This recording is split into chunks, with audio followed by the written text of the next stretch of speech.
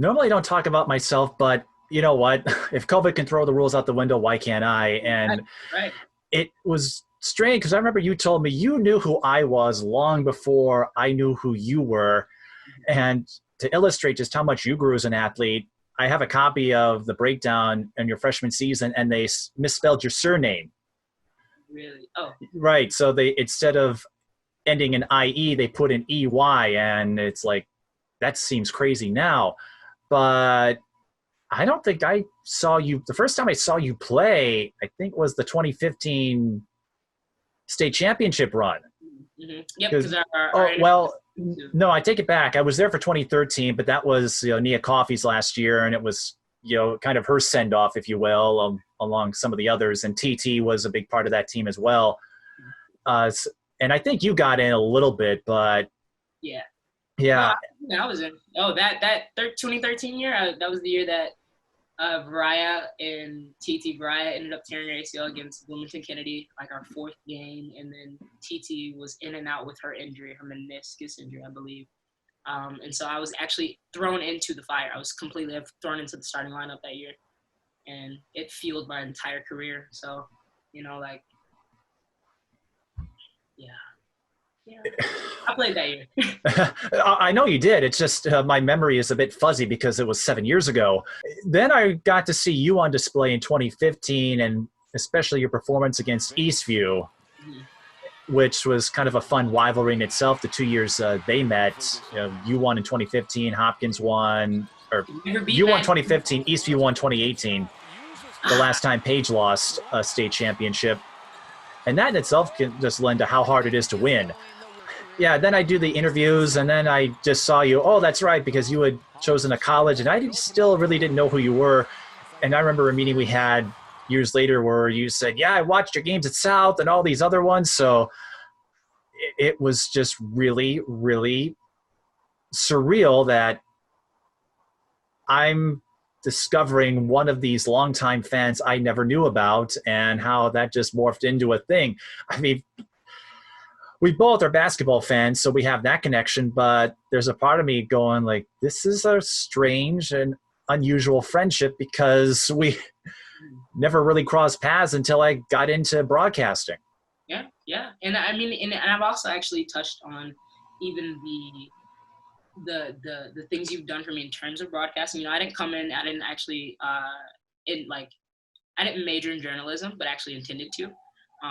But I was able to meet Sylvia Fowles, Maya Moore, Simone Augustus, like up close and personal. Cheryl Reeves, up close and personal because of Mike. I was able to meet and watch a semi program that I didn't even know happened in Minnesota. I didn't even know these games were being held. Like these leagues were being held here, and I was able to literally broadcast for the first time, no script, no anything, just through Mike. Mike is a good guy. He's you put me in some places where like I am able to believe in myself that I can get to as well. Broadcasting, what I learned through that, I'm thinking like, oh yeah, you really got to go to college for this stuff. You really got to learn, no, you just have to have love for the sport. You don't even have to understand it, honestly, but you got to have love for the sport, love for the people, love for the players, and then do your due diligence, do your work, do your hard work after that, research and do all these things. But like you even provided for me a whole nother hobby that I didn't even know that I had a passion for, which is awesome, very, very awesome. So I thank you for that, for sure. That little stint that we had before before I went to college? Was that? Yeah. It was before I went to college. And Tori came back and I had interviewed her. Remember, I was with you playing the links and everything. Yes. So, yep. I think that was after your first year, and Yeah. and I just remember being bummed. Well, I was only bummed that you had summer workouts, of course, that you weren't able to join us for the All-Star game that year, because I think you would have had a blast with it when Minneapolis hosted it. But yeah, your friend still has to bring me one of those pot pies from the UP. Yes. Well, you had commitment, so we'll cut you some slack there. But I just remember we chatted, not long after you made your decision, and some folks, this is when there were still message boards, are like, oh, I can't believe she would be paid, or like, what's the word? Just selfish enough or Mm. self-centered enough to go on TV and pick Michigan State. And it's like, well, if a TV station, it was KSTP, is going to offer you the chance to announce your decision, well, hell yeah, you're going to take that opportunity, because how often do you get to announce it on a local TV station? I mean, that's what I'm saying. You know, I got to announce mine on a local TV station. You know, everybody gets to announce theirs on ESPN now. So it's like, you know, just paving the way, just trying to, like, I don't know. Who'd pass up that opportunity? That's awesome. Awesome. And so I remember you and I chatted a bit at the breakdown event, and I thought, oh, we're just doing small talk, but I had no idea that you were one of my biggest fans. So it was like you were talking with me is like talking with someone you grew up watching. Yeah. And now that I look back on it, it makes sense, but it was still surreal for me at the time. Yeah, man. I mean, I wanted to make it on your YouTube channel, that's for sure. The first notoriety actually that I ended up getting was from G-Prep. You know, that's Gary Knox. It's Evelyn. I used to play with Evelyn as well. That's right. She went to Hopkins too. Yep. Wyzetta as well, actually. But she, you know, he dubbed me as the game changer, and he was really like a huge, intricate part in, you know, giving our team, you know, that popularity and that notoriety, and also then after that, the entire Minnesota basketball community for women's basketball. Like, he really, G-Prep was the site to visit, man, back then. And so then after that, you know, North Star and all these other places started to, you know, hop on board. But you know, you guys really were like the beginnings of like, hey, like, guys, we gotta play good so they can come like watch our games. Guys, we gotta play good, like, so like we can get an interview, you know? Yeah, it's like that wasn't popular in high school, especially even at the time when we were coming up.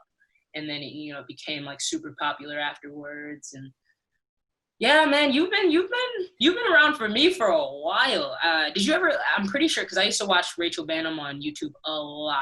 Like, I used to watch the video clips. Even G-Prep used to put up of Rachel as well. So like, I've watched plenty of games on YouTube of her. I don't know if Sports Brain did one as well. But I did. Actually, the first time I saw Rachel Bannum play, she was a sophomore. Taylor Hill was a senior. It was the tip-off event when they held it at Becker before it got so big that it became a Hopkins event, which I'm glad, actually, because then I can, you know, check out 2 games at once. But you know, that was, I think Cassie Rochelle was the anchor of that team, or she was kind of seen as the star, and Rachel was seen as, you know, a solid teammate. You know, she was good, but back then I had no idea that Rachel would become the player that she was. So yeah, South and Lakeville North, the first time I saw Taylor and Rachel Bannum go at it, because they would do it again in college.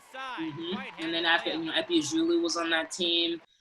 You know, then there's Cassie Rochelle. And like, I was actually talking to my dad about a player that, you know, we used to play against, and well, I played against her I think once in high school, but I remember her, like, once again, this is like goes to show about, you know, other schools being able to have that notoriety too. Like, you know, kids like Tessa Sitchie out at Hill Murray, and she ended up going to Wisconsin. She had a pretty good year. It was, I mean, pretty good 4 years at Wisconsin, but it's like, you know, kids like that can play, you know. MC McGrory, she can play. She played at Creighton.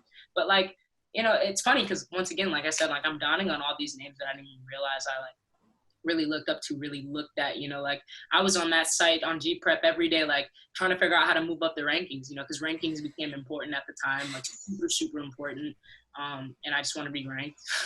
I didn't care what it was, how high, whatever. I just wanted to be ranked. And so thank you for giving me that platform as well. And, you know, even interviewing me and like, you know, make me feel important or special in my sport. And like, what I'm doing is like, you know, matters, especially because like, you know, I wasn't playing basketball to, you know, get a scholarship. I was playing basketball to get away from like, you know, like hard things in my life as a kid. And so I thank you for fueling that and like, you know, really putting it on the map. And like, we have to keep putting it on the map, keep putting kids on the map, keep giving them chances and platforms to talk and be themselves and go for it, go for life, you know?